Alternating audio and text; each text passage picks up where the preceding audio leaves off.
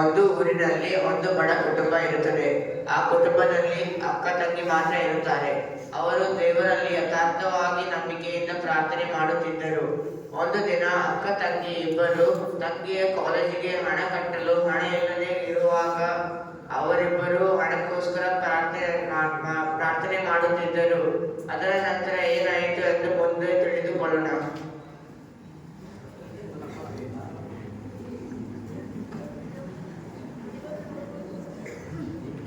ಪರಲೋಕದಲ್ಲಿರುವ ನಮ್ಮ ಒಳ್ಳೆಯ ತಂದೆಯೇ, ನಿಮಗೆ ಸ್ತೋತ್ರ. ಏಸಪ್ಪ, ಯೋಹಾನ 14:14 ವಾಕ್ಯದಲ್ಲಿ ಹೇಳಿದೆಯಲ್ಲ, ನೀವು ನನ್ನ ಹೆಸರಿನಲ್ಲಿ ಏನಾದರೂ ಬೇಡಿಕೊಂಡರೆ ಅದನ್ನು ನೆರವೇರಿಸುವೇನು ಅಂತ. ದೇವರೇ, ನಿಮ್ಮ ಹೆಸರಲ್ಲಿ ನಾವು ಹಣವನ್ನು ಕೇಳ್ತಾ ಇದ್ದೇವೆ, ಹಾಗೂ ನೀವು ನಮಗೆ ಹಣವನ್ನು ಕೊಡ್ತೀರಾ ಎಂದು ನಾವು ನಂಬಿದ್ದೇವೆ. ದೇವರೇ, ನಮ್ಮ ಪ್ರಾರ್ಥನೆಯನ್ನು ಕೇಳಿದಕ್ಕಾಗಿ ಸ್ತೋತ್ರ. ಕರ್ತನೆ, ನಮ್ಮ ಪ್ರಾಣಾತ್ಮ ಶರೀರವನ್ನು ಒಬ್ಬರಿಗೆ ಒಪ್ಪಿಸುತ್ತೇವೆ. ಎಲ್ಲ ಸ್ತುತಿಗ ನಾವು ಮಹಿಮೆಯನ್ನು ನಿಮಗೆ ಸಲ್ಲಿಸುತ್ತೇವೆ. ಆಮೆನ್. ಒಂದು ದಿನ ಕಳ್ಳರು ಈ ರೀತಿಯಾಗಿ ಮಾತನಾಡುತ್ತಿದ್ದರು. ಇವತ್ತು ಯಾರ ಮನೆಗೆ ಹೋಗೋಣ ಕಳ್ತನ ಮಾಡಲಿಕ್ಕೆ? ಇವತ್ತು ದಾರಿಯಲ್ಲಿ ಒಬ್ಬರು ಕೂಡ ಕಾಣುತ್ತಿಲ್ಲ. ಅವರು ಕಂಡ್ರೆ ಅವರ ಬಳಿಯಿಂದ ನಾವು ಏನಾದರೂ ಕಿತ್ತುಕೊಳ್ಳಬಹುದು. ಬಾ, ಮುಂದೆ ಹೋಗಿ ನೋಡೋಣ, ಯಾರಾದ್ರೆ ಸಿಗಬಹುದು. ಒಬ್ಬನು ಮೊಬೈಲ್ನಲ್ಲಿ ಮಾತನಾಡುತ್ತಿದ್ದನು. ಅಲ್ಲಿ ನೋಡು, ಒಬ್ಬನು ಫೋನ್ ಮಾತಾಡ್ಕೊಂತ ನಿಂತಿದ್ದಾನೆ. ಅವನ ಬಳಿಗೆ ಹೋಗಿ ಫೋನನ್ನು ಕಿತ್ತುಕೊಳ್ಳೋಣ ಬಾ. ಅತ್ತಾಗಿತ್ತಾಗಿ ನೋಡು, ಯಾರಾದ್ರೆ ಪೊಲೀಸ್ ಕಂಪ್ಲೇಂಟ್ ಕೊಡ್ತಾರೆ. ನಿನ್ನ ಆ ಮೊಬೈಲ್ ಕೊಡಿ, ಯಾಕಂದ್ರೆ ನಾನು ನಿನ್ನ ಸಾಯಿಸುತ್ತೇನೆ. ಜಲ್ದಿ ಕೊಡು. ಅಯ್ಯೋ, ನನ್ನ ಮೊಬೈಲ್ ಹೋಯಿತು. ಹಬ್ಬಾ, ಈ ಫೋನ್ ನೋಡು ಎಷ್ಟು ಚೆನ್ನಾಗಿದೆ. ಬಾ, ಮತ್ತೆ ಮುಂದೆ ಹೋಗೋಣ, ಯಾರಾದ್ರೆ ಸಿಗಬಹುದು. ಐಶ್ವರ್ಯ, ಇವತ್ತು ನಾವು ಸ್ವಲ್ಪ ಮಾರ್ಕೆಟ್ ಹೋಗಿ ಮಾತಾಡೋಣ. ಹೌದಾ? ಯಾಕೆ? ನಮ್ಮ ಅಕ್ಕ ಸಂಡೇ ಸ್ಕೂಲಲ್ಲಿ ಸೆಕೆಂಡ್ ರ್ಯಾಂಕ್ ಬಂದಿದ್ದಾಳೆ. ಅವಳಿಗೊಂದು ಗಿಫ್ಟ್ ತಗೋಬೇಕಂತ ಇದೆ. ಹೋಗೋಣವಾ? ಅಲ್ಲಿ ನೋಡು, ಅಲ್ಲಿ ಇಬ್ಬರು ಹೆಣ್ಣು ಮಕ್ಕಳು ಹೋಗುತ್ತಿದ್ದಾರೆ. ಅವರಿಗೆ ನೋಡಿದರೆ ತುಂಬಾ ಹಣ ಇರುವ ತರ ಕಾಣುತ್ತಿದ್ದಾರೆ. ಬಾ, ಬೇಗ ಬಾ. ಅತ್ತಾಗಿತ್ತಾಗೆ ನೋಡು.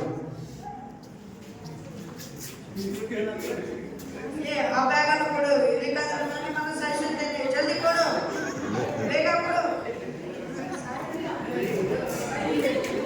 ಅಯ್ಯೋ, ಬ್ಯಾಗ್ ಹೋಗುತ್ತಲ್ಲ.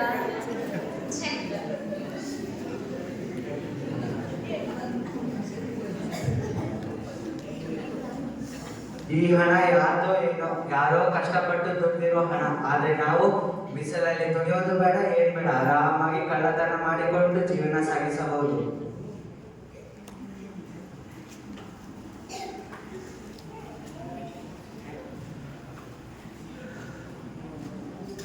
ಪರಲೋಕದಲ್ಲಿರುವ ನಮ್ಮ ಒಳ್ಳೆಯ ತಂದೆಯೇ, ನಿಮಗೆ ಸ್ತೋತ್ರ.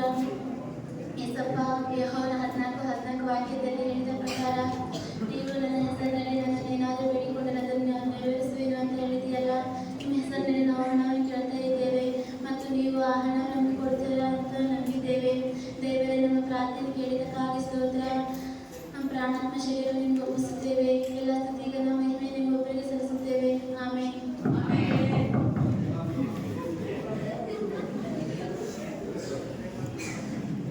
ಅಕ್ಕ, ಯಾರೋ ಬಾಗಿಲು ತಗ್ತಾ ಇದ್ದಾರೆ. ಹೌದಾ ತಂಗಿ? ಸರಿ, ಯಾರು ಬಂದಿದ್ದಾರೆ ಎಂದು ನಾನು ನೋಡ್ತೇನೆ. ಯಾರು ನೀವು? ನಿಮ್ಮ ಹೆಸರು ಸಂಗೀತಾನ ಅಲ್ವಾ? ನಿಮ್ಮ ತಂಗಿ ಹೆಸರು ಏನಾ ಅಲ್ವಾ? ಹೌದು, ನಾವೇ. ನಮ್ಮ ಹೆಸರು ನಿಮಗೆ ಹೇಗೆ ಗೊತ್ತು?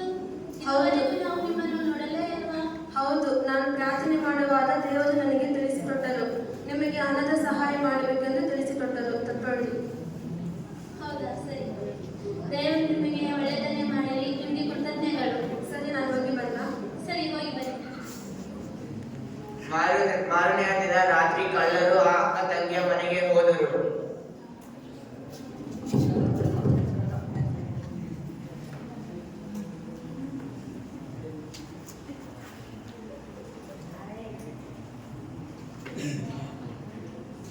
ಯಾರಪ್ಪ ನೀವು? ನಾವು ದೊಡ್ಡ ಕಳ್ಳರು. ನಿಮ್ಮ ಮನೆಯಲ್ಲಿರುವ ಹಣ, ಬೆಳ್ಳಿ, ಫೋನ್, ಮೊಬೈಲ್ ಎಲ್ಲ ಕೊಡಿ, ಯಾಕಂದ್ರೆ ನಾನು ನಿಮ್ಮನ್ನು ಸಾಯಿಸುತ್ತೇನೆ. ಜಲ್ದಿ ಕೊಡಿ.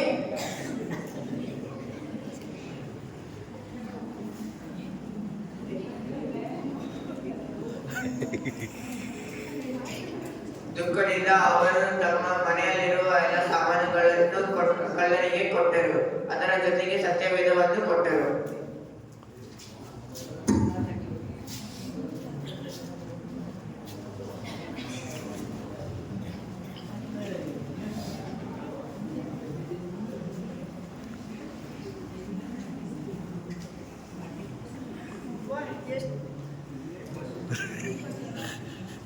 ಅಬ್ಬಾ ಎಷ್ಟು ರೊಕ್ಕ ನೋಡು. ಇದೇನಿದು? ಯಾವುದೋ ಎರಡು ಪುಸ್ತಕ ಇದೆ, ಇದ್ರ ಮೇಲೆ ನೋಡಿದೆ ಸತ್ಯವೇದ ಅಂತೇಳಿ ಬರ್ದಿದೆ. ಬಾ ಓದೋಣ. ಇದೇನಿದು? ಕಥೆಯ ಭಾಗದೇನಿದೆ? ಇದೇನಿದು? ಕಳ್ಳನ್ನು ಕದ್ದುಕೊಳ್ಳುವುದಕ್ಕೂ ಸುಲುಕೊಳ್ಳೋದಕ್ಕೂ ಹಾಳು ಮಾಡೋದಕ್ಕೂ ಬರುತ್ತಾನೆ ಹೊರತು ಬೇರೆದಕ್ಕಲ್ಲ ಅಂತೇಳಿ ಬಂದಿದೆಯಲ್ಲ. ನಂಗೆ ಯಾಕೋ ಭಯ ಆಗ್ತಿದೆ ಕಣೋ. ನಾವು ಎಷ್ಟೋ ಜನರದು ಹಣ, ಬೆಳ್ಳಿ, ಫೋನು, ಮೊಬೈಲ್ ಎಲ್ಲ ತಗೊಂಡಿದ್ದೀವಿ ಕಣೋ. ಅವರಿಗೆ ವಾಪಸ್ ಕೊಡೋಣ ಬಾ ಹೋಗಿ.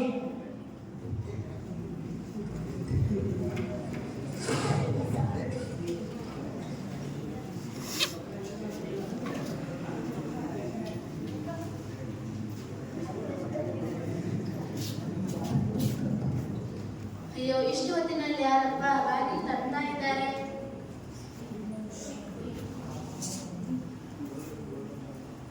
ಯಾರಪ್ಪ ನೀವು? ನಾವು ನಿಮ್ಮ ಮನೆಯಲ್ಲಿ. ನೀವು ಮತ್ತೆ ಬಂದ್ರಾ? ನಮ್ಮ ಹತ್ರ ಇರೋದನ್ನೆಲ್ಲ ನಿಮ್ಗೆ ಕೊಟ್ಟೆ ಬಿಟ್ಟವಲ್ಲ, ಇನ್ನು ಕೊಡೋದಕ್ಕೆ ನಮ್ಮಲ್ಲಿ ಏನೂ ಇಲ್ಲ. ಅಕ್ಕ, ನಾವು ನಿಮ್ಮ ಮನೆಯಲ್ಲಿ ಏನು ತಗೊಳ್ಳೋಕೆ ಬಂದಿಲ್ಲ. ನೀವು ನಮ್ಮ ಬ್ಯಾಗಲ್ಲಿ ಯಾವುದೋ ಎರಡು ಪುಸ್ತಕ ಕೊಟ್ಟಿದ್ರಲ್ಲ, ಅದು ಓದಿದ್ರೆ ಅದು ನಮ್ಮ ಜೊತೆಗೆ ಮಾತಾಡಿದಂಗಾಯ್ತು. ಅದಕ್ಕೆ ನಾವು ನಿಮಗೆ ಕೊಡೋಣಂತೆ ಬಂದಿದ್ದೇವೆ. ಹೌದಕ್ಕ, ನಾವು ಎಷ್ಟೋ ದೊಡ್ಡ ಕಳ್ಳರು, ಎಷ್ಟೋ ಹಣವನ್ನು ಕದ್ದಿದ್ದೇವೆ. ನಿಮ್ಮ ದೇವರು ನಮ್ಮ ತಪ್ಪನ್ನು ಕ್ಷಮಿಸುತ್ತಾರಕ್ಕ? ಹೌದಪ್ಪ, ನಮ್ಮ ದೇವರು ಖಂಡಿತ ತಪ್ಪುಗಳನ್ನು ಕ್ಷಮಿಸುತ್ತಾರೆ. ನೀವು ನಿಮ್ಮ ತಪ್ಪುಗಳನ್ನು ಒಪ್ಪಿಕೊಂಡು ಬಂದಿದ್ದೀರಲ್ಲ.